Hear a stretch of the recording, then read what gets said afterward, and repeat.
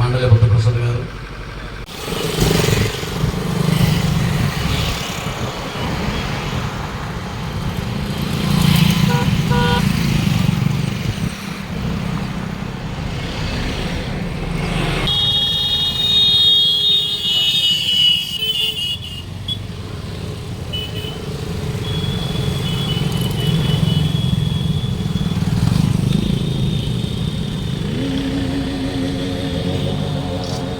సంక్షేమ అభివృద్ధి కార్యక్రమాల గురించి మాట్లాడుకోవాలంటే ఈ పూట సమయం చాలదు.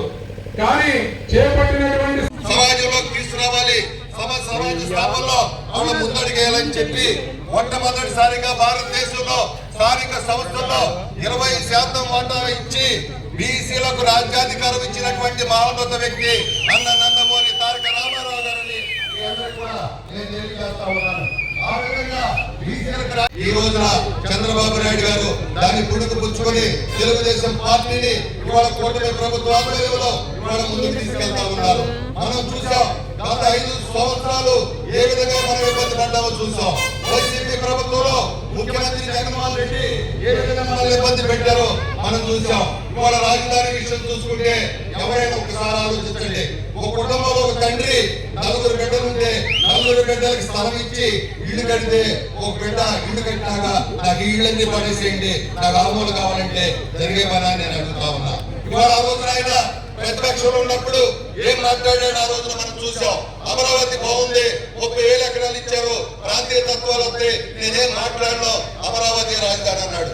ఆ తర్వాత వచ్చి 3 రాజధానులు అన్నాడు. కనీసం 3 రాజధానులు అన్న మాట అన్నా ఈ రోజు కూడా అదే స్టాండ్ మీద ఉండాల్సిన అవసరం ఉంది. కానీ 3 రాజధానులు అని చెప్పి రాష్ట్రంలో ల్యాండ్, శాండ్, మైను మొత్తం కూడా దోపిడీ చేశారు. ఈ రోజు చెబుతున్నాడు ఏదో గన్నంట, మూవీ కన్నంట, మావీ కన్నం.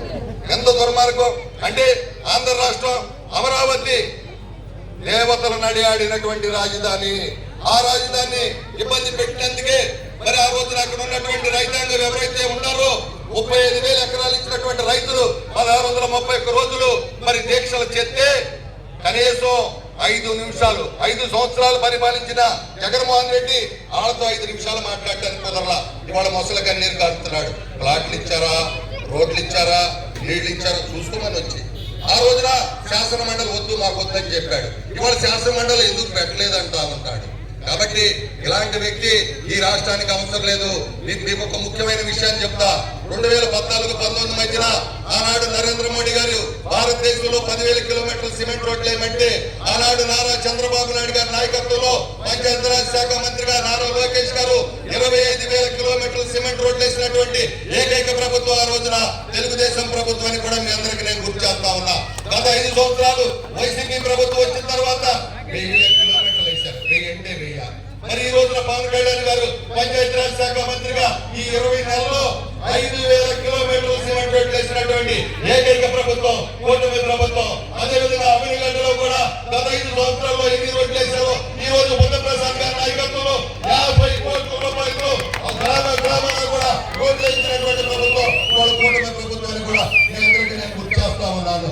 ఆ విధంగా గత 5 సంవత్సరాల్లో మరి వైసీపీ ప్రభుత్వం 9,000 కోట్ల రూపాయల నిధులు స్థానిక సంస్థల డబ్బులు దారిపట్టిస్తే ఈ ప్రభుత్వం వచ్చిన తర్వాత 3 దఫాలుగా 11,200 కోట్ల రూపాయల నిధులు ఇచ్చి బిడ్డల భవిష్యత్ ఇవాళ త్రిశూలం ఉంది, ప్రభుత్వం వెళ్తా ఉంది. బిడ్డల భవిష్యత్తు మీరు ఒకసారి చదువుకునేటువంటి పిల్లల తల్లిదండ్రులకి నేను ఒక విజ్ఞప్తి చేస్తా ఉన్నా. మన బిడ్డలు చదువుకుంటే ఏ రాష్ట్రం వెళ్ళి ఉద్యోగం చేయాలని నేను అడుగుతా ఉన్నా. మన బిడ్డలు చదువుకుంటే ఎక్కడికి వెళ్ళాలని కూడా నేను అడుగుతా ఉన్నా. ఇవాళ నారా చంద్రబాబు నాయుడు గారి నాయకత్వంలో నారా లోకేష్ గారు కావచ్చు, పవన్ కళ్యాణ్ గారు కావచ్చు, ఈ రోజున పారిశ్రామికరణ విషయం కావచ్చు, అదేవిధంగా వాళ్ళ లోకేష్ గారు 16,340 మంది టీచర్ పోస్టులు, 8,000 మంది మరి కానిస్టేబుల్ పోస్టులు, అదేవిధంగా గ్రూప్ 2 పోస్టులు, ఈ విధంగా ఇంటికే కాకుండా మళ్ళీ జాబ్ క్యాలెండర్ 10,060 మందికి మళ్ళీ చేస్తా ఉన్నారు. దాంతో పాటు ఇవాళ చాలా పెద్ద ఎత్తున గూగుల్ కావచ్చు, మరి అనేక పెద్ద కంపెనీల ద్వారా 20 లక్షల ఉద్యోగాలు ఇవ్వాలని కృతనిశ్చయంతో ఇవాళ కూటమి ప్రభుత్వం పనిచేస్తా ఉంది. మీరందరూ కూడా ఆలోచించేయండి.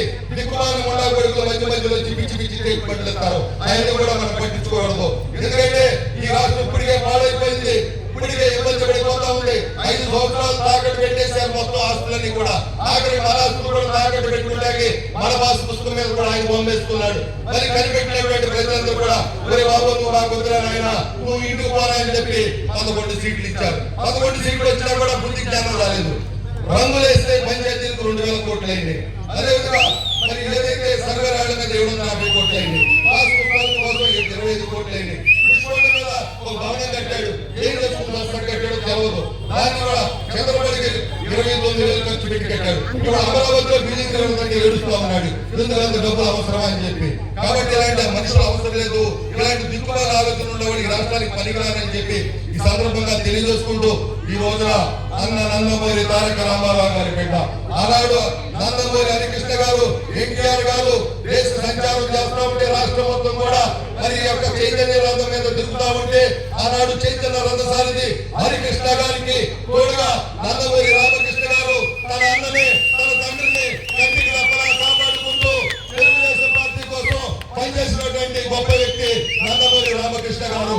అంతేకాదు ఆయన మొన్న మరి ఏదైతే అమరావతి రైతుల కోసం గోదావరి జిల్లాలో పెనుగొండలో వర్షం వస్తా ఉంటే 7 కిలోమీటర్ల పాదయాత్ర చేసినటువంటి గొప్ప వ్యక్తి నందమూరి రామకృష్ణ గారు. అంతేకాకుండా పార్టీ అధికారంలో రావడం కోసం ప్రతి సందర్భంలో కూడా రాష్ట్రానికి వచ్చి ఆయన యొక్క గడమిచ్చి ఇచ్చినటువంటి గొప్ప నాయకుడు నందమూరి రామకృష్ణ గారు అని చెప్పి తెలియజేసుకుంటూ చాలా సంతోషం. మంచి కార్యక్రమం చేశారు. ఈ రోజున మరి ఈ నియోజకవర్గానికి మరి ఏదైతే మండల బుద్ధప్రసాద్ గారు ఉన్నారో మనందరూ కూడా తెలుసు. అజాత శత్రువు ఆయన ఎవరితో కూడా మంచితనంతో ఉండేటువంటి వ్యక్తి. ఈ నియోజకవర్గంలో బ్రహ్మాండమైనటువంటి మెజార్టీతో గెలిపించి ఈ రోజున అభివృద్ధి అంటే మండలి అంటే అభివృద్ధి అనే విధంగా ముందుకు తీసుకెళ్తున్నటువంటి మండలి బుద్ధప్రసాద్ గారికి నా హృదయపూర్వక ధన్యవాదాలు. అదే విధంగా మా అన్న పొలగల నారాయణరావు గారు మీ అందరికీ కూడా తెలుసు. ఒకసారి అత్యున్నతమైనటువంటి కార్యక్రమంగా ఇస్తే ఎప్పుడు కూడా ఒక మచ్చ లేకుండా ఆ విజయవాడ టు మచిలీపట్నం 4 లైన్ కావచ్చు, పోర్టు కావచ్చు, అనేక అభివృద్ధి సంక్షేమానికి శ్రీకారం చుట్టినటువంటి నాయకుడు పొలగల నారాయణరావు గారు అని చెప్పి సందర్భంగా తెలియజేసుకుంటూ కూటమి ప్రభుత్వం అభివృద్ధి సంక్షేమానికి కట్టుబడినటువంటి ప్రభుత్వం, కూటమి ప్రభుత్వం పేద బడుగు బలహీన వర్గాల పక్షాన నిలబడేటువంటి ప్రభుత్వం. అలాంటి ప్రభుత్వాన్ని మనం కాపాడుకోవాలి. చిన్న చిన్న విషయాలు ఉంటే మనం సరి చేసుకుందాం. చిన్న చిన్న పొరపాట్లు ఉంటే మనం సరి చేసుకుని ముందుకు వెళ్దాం. ఎందుకంటే ఒక దుర్మార్గుడు ఈ రాష్ట్రాన్ని కొలగొట్టాడు, మళ్ళీ కొలగొట్టాలని చూస్తున్నాడు. అలాంటి దుర్మార్గులకు అవకాశం ఇవ్వద్దని చెప్పి తెలియజేసుకుంటూ ఈ రోజు ఇంత మంచి కార్యక్రమాన్ని చేసేటువంటి దేవాలందరూ కూడా పేరు పేరున హృదయపూర్వక నమస్కారాలు తెలియజేసుకుంటూ సెలవు తీసుకుంటాను. నమస్కారం. అప్పుడు అధికారం